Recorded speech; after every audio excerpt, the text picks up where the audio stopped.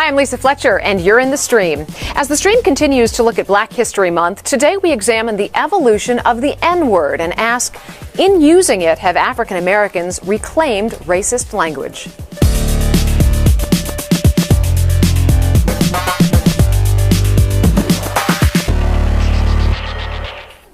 Our digital producer, Malika Bilal, is here looking out for your live feedback. Malika, a lot of conversation on Twitter today. Everybody seems to want to discuss this topic, but they're all coming at it from different viewpoints. I mean, Definitely. Some people say you should never use the word. Some people say certain groups can use it under a certain context. What are you seeing? One of those interesting threads that I'm seeing is this issue of free speech. We asked our community, should anybody be allowed to use the N-word regardless of race? And we got this response from Joseph Peterson on Twitter, who says, everyone should be allowed to, no one should. Hashtag free speech. Now, for those of you at home, you can join the conversation as well, and we want you to. So chime in with the hashtag AJStream.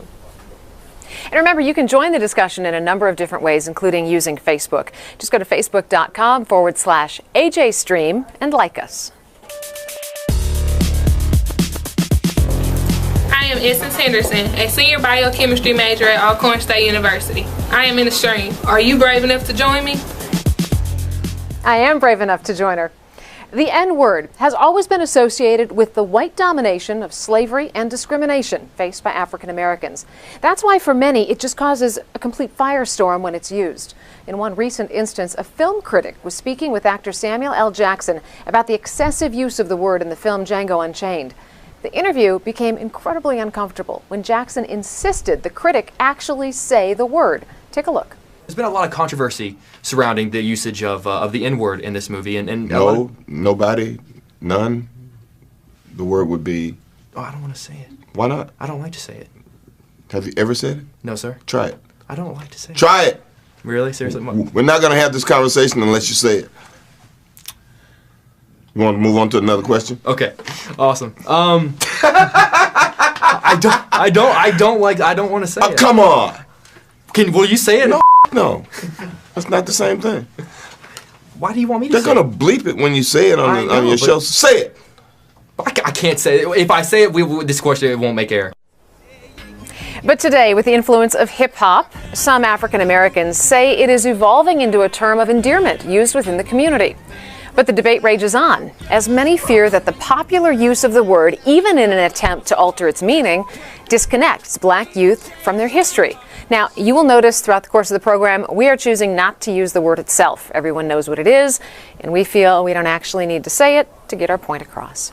Now, we have a very special guest with us today to discuss this topic. Joining us from New York is prominent author, academic, and philosopher, Dr. Cornel West. He has written 19 books, but is best known for his classic Race Matters, which contains 8 essays that deliver innovative analyses of racial dilemmas in the U.S. It is a pleasure to have you on the stream, Dr. West. Blessing to be here. Also with us today is our Google Hangout panel. Akiba Solomon is managing editor of Colorlines.com, an online magazine with articles concerning race and culture. Raquel Cepeda is author of Bird of Paradise, How I Became a Latina. Tim Wise authored the book Dear White America, Letter to a New Minority. And author and social commentator Michael Smith also joins the program. We've got a lot we want to talk about with Dr. West, and our stream contributors want to dive right in. So we found that dictionary.com actually says the, quote, N-word is now probably the most offensive word in English, and that its degree of offensiveness has increased markedly in recent years, although it has been used in a derogatory manner since at least the Revolutionary War. So, Dr. West, set this word up for our international audience, why it causes such problems and is so controversial that it's actually defined now as the most offensive word in English. Well, I think it has much to do with the fact that the word is associated with terrorizing, traumatizing, and stigmatizing a people, trying to ensure that black people are so afraid, intimidated, that we will not fight for self-respect and self-determination. It has global implications. Europe niggerized Jewish brothers and sisters. Britain niggerized Irish brothers and sisters. China's niggerizing brothers and sisters in Tibet. The Israeli occupation is niggerizing Palestinian brothers and sisters. Anytime you terrorize, traumatize, and stigmatize a people to create such insult and injury that they're reluctant to want to fight for self-respect and self-determination, you are using the N-word in your actions at the level of institution and structures and at the level of interpersonal relations. And it's a good thing that the N-word is a word that is hated in the English language, and yet, as we shall see, could also be used as terms of endearment by the peoples who themselves have been subjugated. Well, I want to go straight to our hangout with this next one. There's a Facebook comment from Cami Barlow and Akiva Solomon, managing editor of Color Lines. I'm going to direct this to you. Cami says, a word is only what that generation makes it. Maybe one day the word will eventually mean nothing and racism will not exist. Akiva, can you tell us about the emotional history behind this word? Because it's a loaded word, of course. I mean, well, the first thing I want to say is that that analysis that she just shared isn't so much about individual emotions, because it assumes that, number one generation acts in a vacuum and that other generations don't actually, that they're not in the room at the same time. I mean, you know, my grandmother, God bless the dead, used the word internally, right? But depending on how it was used, it would really, really bother her. So just out of respect to her, I wouldn't use it in her presence, even though she used it. So the question is, this is an intergenerational issue. We're not talking about, you know, oh, well, we're the new generation, so now we just get to change the history. That just doesn't really make a whole lot of sense to me. Tim, do you find that this word is more divisive than other words, say, that are used to degrade minorities? Well, it is because of the long history of it, and I think that the danger, to get into this, you know, question perhaps a little early about whether or not a word that offensive can be reclaimed, I think the danger with that is, you know, reclaiming symbols of oppression and trying to twist their meaning is an interesting thing to try, but it's very difficult when that symbol is still being used in the traditional fashion by the traditional people for the same purposes it was always used for. So it's different, for instance, than when the LGBT community in the early 80s, as a symbol of AIDS awareness, tried to reclaim the upside down pink triangle. That was no longer a symbol being used actively to oppress the community as it had been in Nazi Germany. So you could pick it up. It had been laid down in effect and could be reclaimed. The thing about the N-word, sort of like the swastika, right? Sort of like symbols that are still used for oppression. Trying to reclaim it when the old folks are still using it for the same purpose is considerably more difficult, because the power dynamic behind the word hasn't really changed the way it had, let's say, with the upside down pink triangle. Well, and as you mentioned, it's a little early in the discussion to get into the reclamation of the word. We do want to get into that a little later on. But before that, I want to talk about the current use of the word in our culture, not just in America, but globally. You know, and as we've mentioned in the show, hip hop has really had a pivotal role in changing the way people use the N-word. There's one song, in fact, where the word is repeated frequently. Rapper Jay-Z has the audience sing along. This means everyone is saying it. We've bleeped it out, but have a listen so you kind of understand the context of what we're talking about.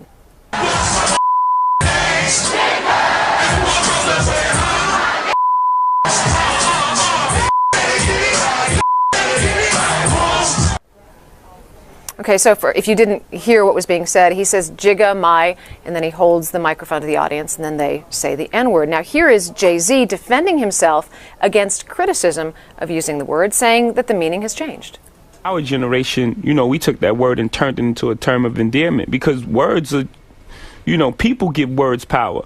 If we take words off a network, and that's her choice. If we take words off a network or we take words off the table, the words are just changed, not the attitude. We have to change the attitude and not the words. So change the attitude and not the words. Dr. West, does Jay-Z's response justify not only his use of the word, but his actions in getting his audience, most likely of all races, to shout it out? No, I think in the case of Jay-Z, you know, you're talking about both a lyrical genius on the one hand, and it's a brother who's got a lot of love in his heart. So that if someone actually loves the people, Martin King, Malcolm X, Nina Simone, Fannie Lou Hamer, if they want to use the N-word for me, that's fine, because I know they love me. But the problem is that there's not that many, or there's not enough people who use the word who love the very people who have been terrorized, traumatized, and stigmatized by the powers that be. So I can understand what Brother Jay-Z is saying, but I think we have to be very, very careful and cautious in terms of whether the love is at the center of the use of that word. Now, in that performance, you know, he's talking about himself, and they do love Jay-Z, and he is they N-I-G-G-A. So the love is still there. As long as the love is in there, that love supreme that Coltrane talked about, you can use any word you want. But we just don't have enough of that love, and therefore I'm suspicious of the use of the word for the most part. But you're talking also about a very nuanced use of the word between people within the community who understand it and are actually expressing love, and an irresponsible use. And it seems that there is a certain permissibility that comes with the universality of entertainment and music and comedians and artists using this word, which makes it confusing for the masses, particularly a global audience. What do you think about that, Dr. West? Oh, no, I think you're absolutely right. I think that's part of the problem, that John Brown, who's a vanilla brother, white brother, he could use the word all he wants. He died for black people. And Eminem is another lyrical genius, vanilla brother, but got a deep love for black people and black culture. But you're right, once it's applied universally, globally, internationally, that you have to be very careful and cautious about it. For the most part, I'm not crazy about reclaiming it, but I do allow for exceptions for those who have deep love for black people. Well, in this topic of reclaiming it, we got a Facebook comment from Abdurrahman Nagood and Michael Dindell Smith in our Hangout. I'm directing this one to you. Abdurrahman says, a term of endearment? I don't know about that. You never see a mother call her child the N-word. So I want your thoughts on this, reclaiming it to use it as a term of endearment. I think when it comes to this word, we forget that all words their definition depends on context and relationships. And I think one of the best examples or explanations that I've heard is, I wouldn't call your spouse or your partner honey if you did, but you can, because there's a relationship, there's a bond there that you two understand, and if I were to say it to you, it would come across condescending. So I think we somehow, the N-word has got this special place for us because of the history behind it. But I think we have to understand that it's all about relationships and all about context. Raquel, so regardless of, the arguments for use of this word by some in the entertainment industry, I want to talk about how this word really represents American culture, because a global audience is being exposed to it. Well, I come at it from a Caribbean American, specifically Latino American, specifically Dominican American angle. And in my community, it's used borderline gratuitously. But the first time I ever heard the N-word was, actually read the N-word, was in a letter in 1518 from a lawyer in Santo Domingo to describe African slaves in Santo Domingo on the Dominican side of the island. And sometimes what I try to do, because I don't have the social capital that Kanye West has and Jay-Z has, I try to use the word to edutain. So if I see somebody in my neighborhood, which I see almost every day, somebody that I've seen grow up, use the word, I'll stop them and actually try to use it as a connector. What do we have in common with our Black American counterparts here? We have this history that so many of us haven't been taught in school.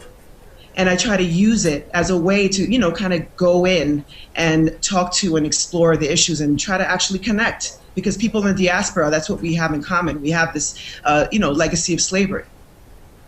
Well, Dr. West, Black Conseco on Twitter has just chimed in. He says, the belief that blacks are the N-word fuels the U.S.'s depraved indifference to black gun violence, to high incarceration rates, to high dropout rates. I'm wondering if it's those topics in specific, among many others, that led you to calling for a moratorium on the word. Well, I want to do anything that casts a limelight on people who are suffering wherever they are around the world, but especially in the United States, Indian reservations, black people, poor whites, poor brown, poor yellow. But we have to keep in mind that there's something very distinct about the N-word in the United States, because black people in the USA were the only people in the modern world who went from being enslaved to being citizens, and then a quick 12 years we are then resubjugated with a new form of slavery, and then gained citizenship again over 90 years later.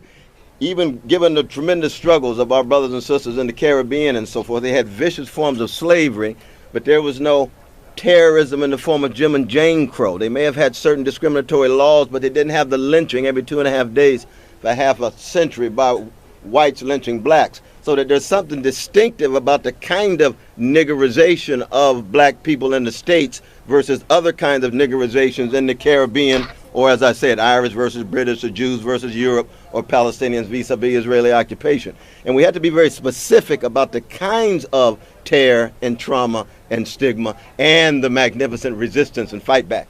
So do we need, Dr. West, then to just be talking more broadly about those issues rather than spending time so focused on this one word, which seems to be always a subject of controversy and debate and discussion, particularly with the movie Django out right now?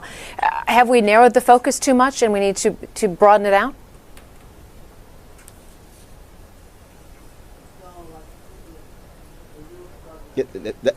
Is that for me? That is for you, sir, yes. No. Oh, that's for me? Yes.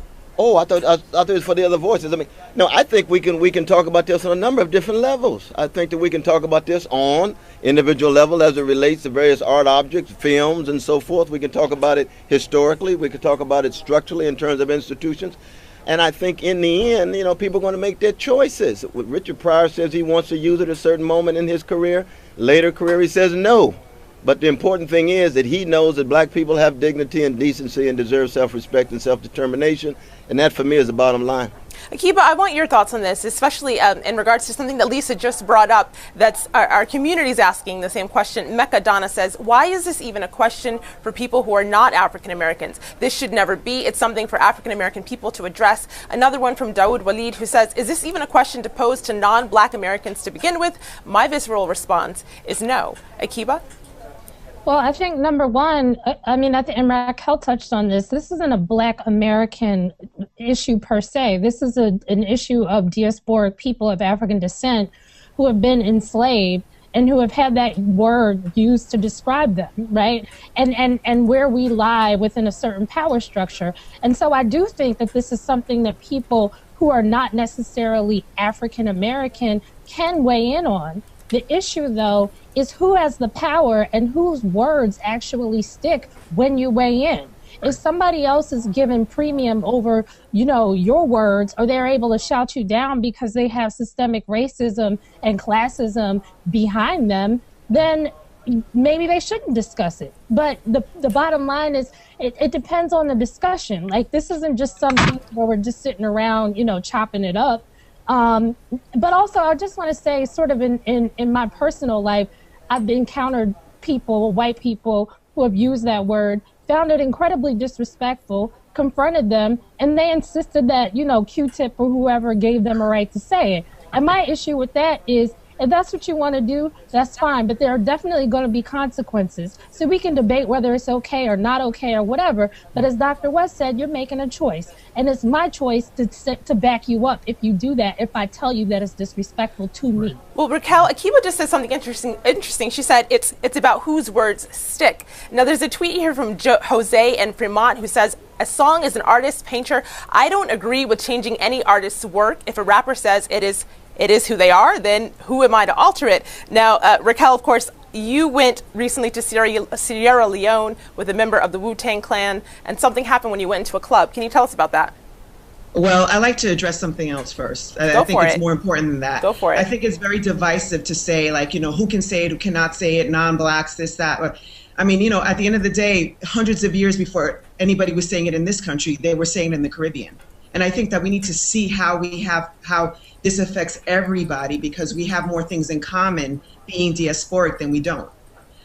So that, you know, I feel like, and even at some point we have to discuss how we can use it to connect, because we don't have the social capital that Jay-Z has. Nobody on this panel is going to stop people from saying it. You know what I mean? So why can't we use it to connect people? And then the comment about, you know, the terrorism in the Caribbean versus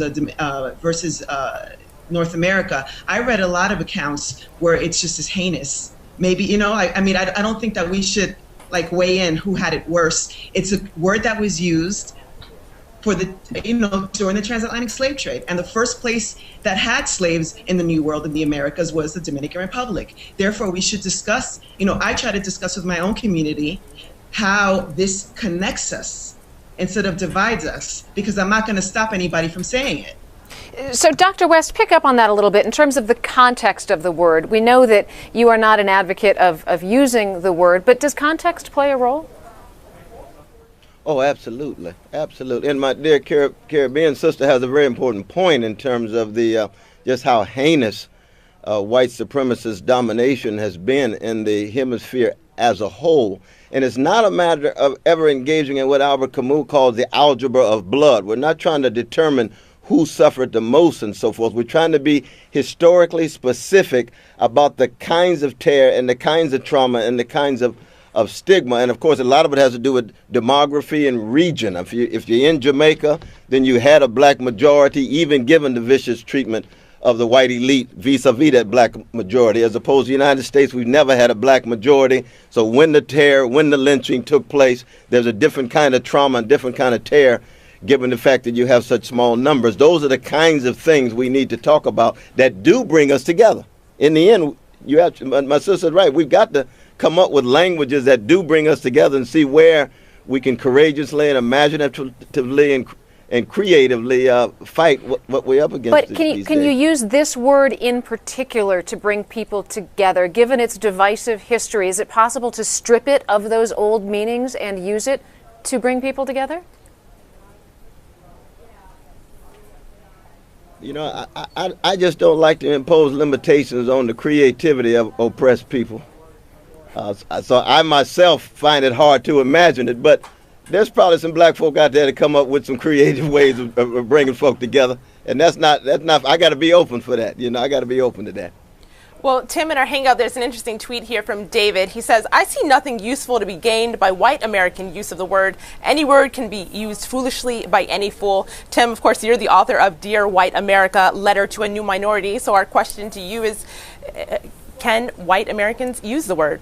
No, absolutely not. I mean, they can, I suppose. You can stand on a soapbox in the middle of Central Park and yell racial slurs at people, but if you do it, it makes you sort of a and so at some level, I think those of us who are white, regardless of how black folks resolve this issue for themselves, and I think some of the folks who tweeted that it's a black issue, I actually agree with that, because ultimately it's black people, be they Afro-Caribbean or be they African-American or continental African, who pay the price for the misuse of the word. So I do think ultimately black folks have to resolve it. In the meantime, however, those of us who are white, I can see no reason constructively for white folks to use it, because that word has never had mixed meaning in our mouth. That is not the word that we used with our black friends when we wanted to go to McDonald's and get a Coke. You know, we didn't say, hey, my N-word, let's go get a burger, right? That was not what we did. Dr. West mentioned John Brown. John Brown, he said, as far as he was concerned, would have the right given his legacy. But, you know, John Brown probably wouldn't have used it precisely because of that. And I analogize it. Let me give you an analogy. You know, I'm from the South, and I don't much like the term redneck because I know it is a class slur against, frankly, my people. But that said, when other white folks like Jeff Foxworthy, the comedian, use that term, even though I don't like it, I don't think he's all that funny, but nonetheless, because he's in the family, so to speak, I cut him a little bit of slack because, as Dr. West said, I know he has love for the people he's talking about. Now, if Jerry Seinfeld does 20 minutes of redneck jokes the way that Jeff Foxworthy does, we might have a problem because he's not in the family. It's that kindergarten or preschool wisdom that I can talk about my mama, but you cannot talk about my mama. And so in that regard, I think white folks should refrain from using this word, regardless of what black folks do and don't do with it. That's for them to decide. It's for us to stay out of it and to fight the larger systemic problems that the term refers to. Dr. West, we've got about 45 seconds left in the main program. I'd like to give you the last word on this. Well, let me just say that Tim Weiss is the kind of vanilla brother. He can use any word he wants because he's in the legacy of John Brown. But I appreciate him not using it. That's fine, too. But most importantly, we're trying to keep track of human beings. We're trying to keep track of suffering. And we're trying to make the world a better place. So we got to de-niggerize our way of being in the world, which is humanize our way of being in the world. And that's true in every corner of the globe. Well said, sir. Our thanks to Dr. Cornel West and everyone in our Google Plus Hangout. Stay with us because they're all going to be back for the post show, which is coming up next at stream.aljazeera.com.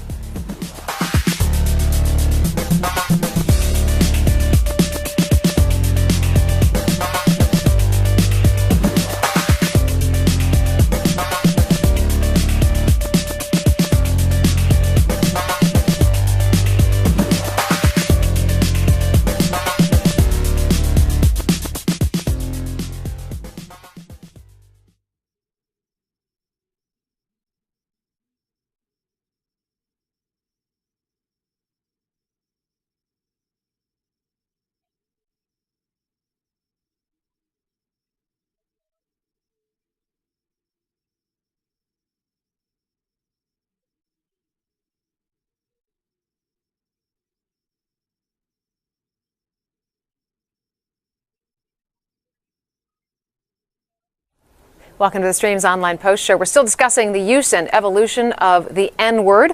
With us are Dr. Cornel West, Michael Smith, Akiba Solomon, Tim Weiss, and Rachel Cepeda. Dr. West, I want to get back to you. You know, this idea of when the word can and cannot be used, do you set aside academic settings as a place where the word can be used because it is a teaching environment? Oh, it's a good question. No, I mean, for example, if you're teaching a classic by Mark Twain, who's one of the great anti-racist and anti-imperialists, even given his white supremacist family and upbringing, in Huckleberry Finn, he uses the term over 116 times. You're going to have to come to terms with that term in the text, because the text is a work of art and deserves examination based on what's in the book. So yes, in that academic setting, you're going to have to come to terms with it, I think, wrestle with it. So there's been talk about making Huck Finn into a movie. What do you do with the words then? No, I think if you're going to, if it's a serious movie, you're going to have to use the word.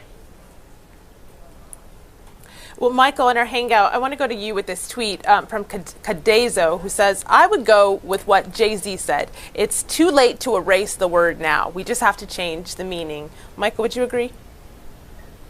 I think, the meaning is going to change, again, depending on relationships and context, but I think everyone, black, white, or whatever, you have to investigate, why do I want to use the community building aspect to it? I mean, we talk about using this particular word as hate-filled as it was, but, there's a lot of remnants of slavery that we've used to build community around. I mean, Christianity was used to justify the enslavement of our people. I'm not on the corner trying to make anybody give up Jesus. These are things that we can build community around if we are as black people. But I think also, white people who want to defend their right to use the word have to ask themselves, why do I want to use this word so badly when I know that it offends people? So I think that's the ultimate question everyone has to answer for themselves. Why do I want to use this word? And if you are in the presence of people who are offended by the word, black, white, or whoever, I mean, I don't use the word in front of black people who find it offensive. And with my friends, yes, I use it quite liberally. But again, you have to answer the question, why am I using this word? Akiba, even in the context of our discussion today and more broadly, it seems like we're always talking about men using or not using this word. I'm wondering what your views are in terms of the use and view of the N-word among the African-American female community. I mean, it has a lot of nuances to it, similar to what Michael's saying about the context, who's saying it to who and why. And so, I've seen young women on the train, for instance, calling each other my whatever, right? And part of the reason why I think they're doing that is because they're taking on a kind of a male bravado. The idea of people calling Beyonce King B, or Nicki Minaj calling herself king instead of queen. So they're using that, I think, to identify with a certain masculine power. But I mean, that's about intimacy. That's about slang. That's about how words morph and they change. The general question that I have, or the challenge that I think we have still, are the structural issues that undergird why the word makes is such a big deal in the first place. So we have the interpersonal part, and then we have the structural part that we need to address simultaneously. And Dr. West, as part of those structural issues that Akiba just mentioned, there's a video comment here about class markers with African Americans using it among themselves. Have a listen to this.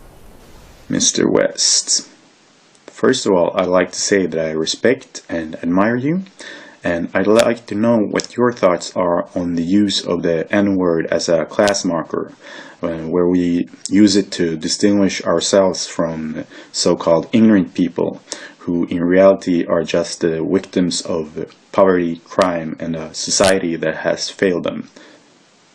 Thank you. Dr. West? No, I appreciate the spirit of the question as well as the question itself. Well, one is, I would never want to use a term that would demean and devalue someone or rob them of their potential. All of us have our forms of learnedness. All of us have our forms of stupidity. But we can always transcend our ignorance, transcend our learned ignorance, our unlearned ignorance, or transcend our stupidity, as it were. And so you never want to use any word, let alone the N-word, as a way of demeaning and disrespecting, especially in the sense of robbing people of their potential. That, for me, is the worst thing you could ever do to anybody. So there is always a conversation, Dr. West, about whether we are entering or possibly in a post-racial society. My guess is most people would say we are not. But if we were, would the use of that word then be acceptable? I mean, I don't think so. I mean, there's no doubt that we wouldn't have a brilliant and charismatic black president, the President Barack Obama, brother Barack Obama, unless America was less racist than it used to be. There's no doubt about that. To be less racist than we used to be doesn't mean we're post-racial. We still got stop and frisk in New York. We still got the new Jim Crow and vicious forms of racist uses of the law. Not one executive of Wall Street Bank goes to jail, but Jamal gets caught with a crack bag, goes to jail. Juanita gets caught with marijuana and goes to jail. So you can see the racism still within the criminal justice system and so forth. But the fact that we are less racist is something to acknowledge, precisely because of tremendous blood, sweat, and tears and struggle of those in the past to push back white supremacist power. All right, on that note, we are going to end the program because we are out of time. But again, a huge thanks to Dr. Cornel West and all of our guests joining us via Google Hangout. What a wonderful discussion today. Malika does have a few leads that we're following before we close things out. Malika?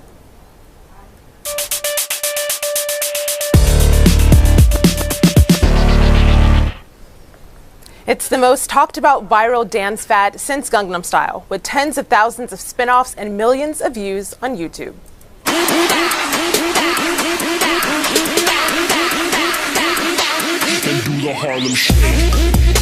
It's called the Harlem Shake, and as part of the growing sensation, users upload videos of themselves flouncing around to the beats of a New York DJ named Bauer. Now residents of the New York neighborhood after which the dance is named are weighing in.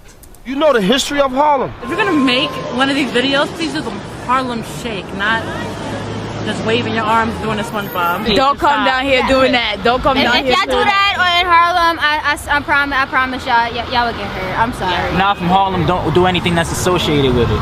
Don't try to be someone you not, basically. Stick to. This reaction video by filmmaker Chris McGuire has received more than 500,000 views since it was uploaded on Monday. Well, for more on the dance behind this craze and the critical reaction from Harlem, check out our coverage on stream.aljazeera.com. Next up, Karachi, Pakistan, where a crowdsourced website allows residents to post updates on their neighborhood during times of trouble. With the Halat-O-meter, users report violence or suggest alternate routes in case of roadblocks during street protests, and the map updates in real time. Ravinder says it's a perfect example of how human need can result in an innovation. But others worry the program reinforces a negative image of the city. Tariq tweets, "This app will thrive if Karachi bleeds."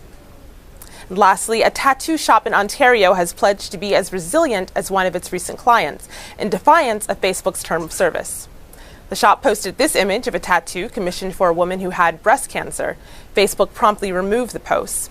The shop said it was removed due to nudity, and it pledged to repost the picture in honor of its client's struggle with cancer. Well, as always, send us your thoughts on those stories using the hashtag AJStream. Lisa? All right, on tomorrow's show, a look ahead to the Kenyan elections. Can the country avoid a repeat of the 2000 election? All the violence that killed and displaced thousands. Send us your views on that. And until then, we'll see you online.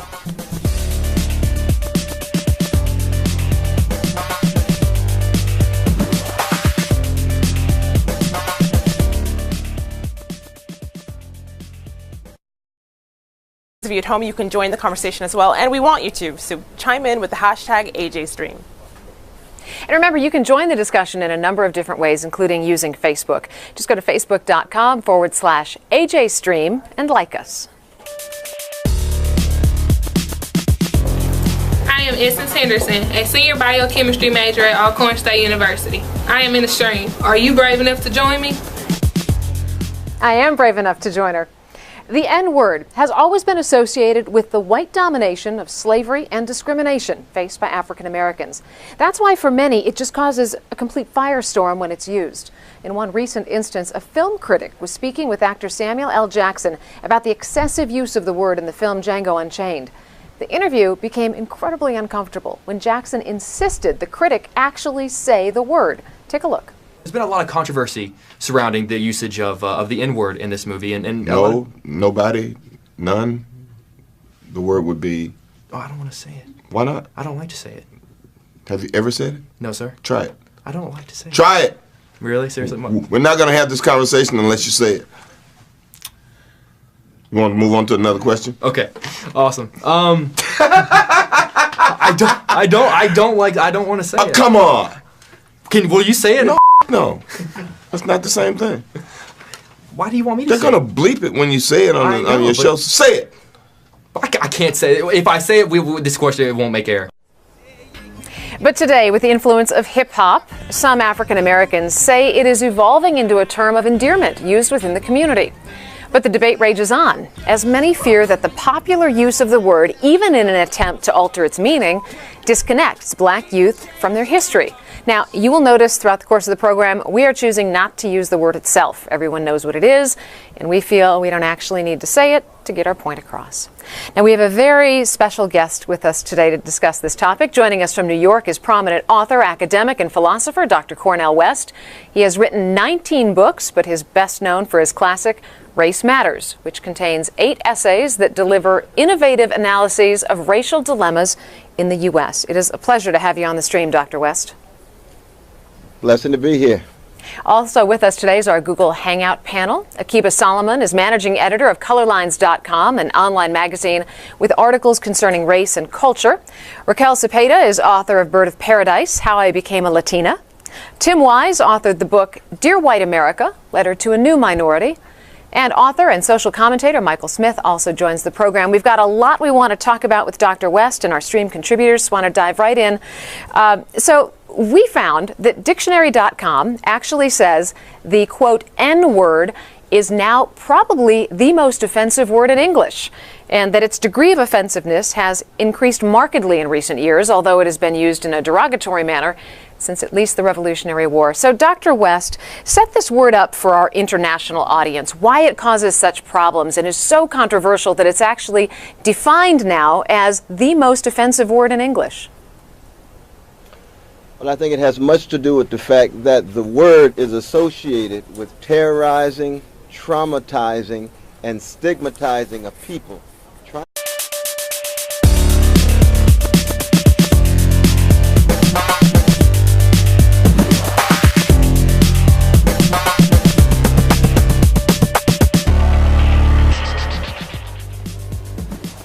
Hi, I'm Lisa Fletcher, and you're in the stream. As the stream continues to look at Black History Month, today we examine the evolution of the N-word and ask, in using it, have African Americans reclaimed racist language?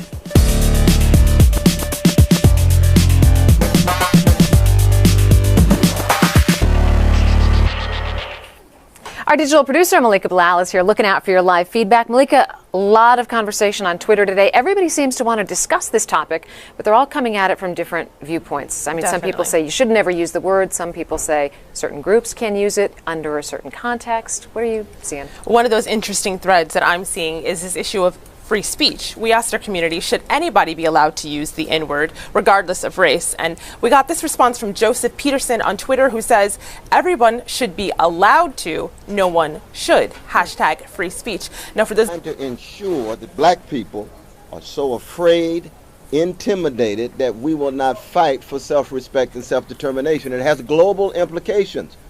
Europe niggerized Jewish brothers and sisters. Britain niggerized Irish brothers and sisters. China's niggerizing brothers and sisters in Tibet.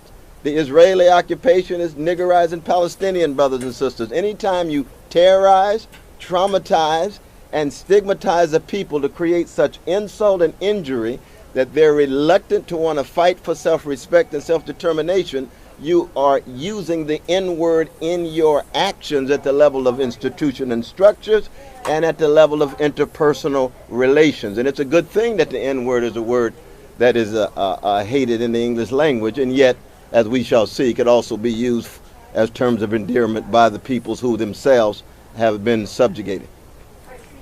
Well, I want to go straight to our hangout with this next one. There's a Facebook comment from Cami Barlow and Akiba Solomon, managing editor of Colorlines. I'm going to direct this to you. Cami says, a word is only what that generation makes it. Maybe one day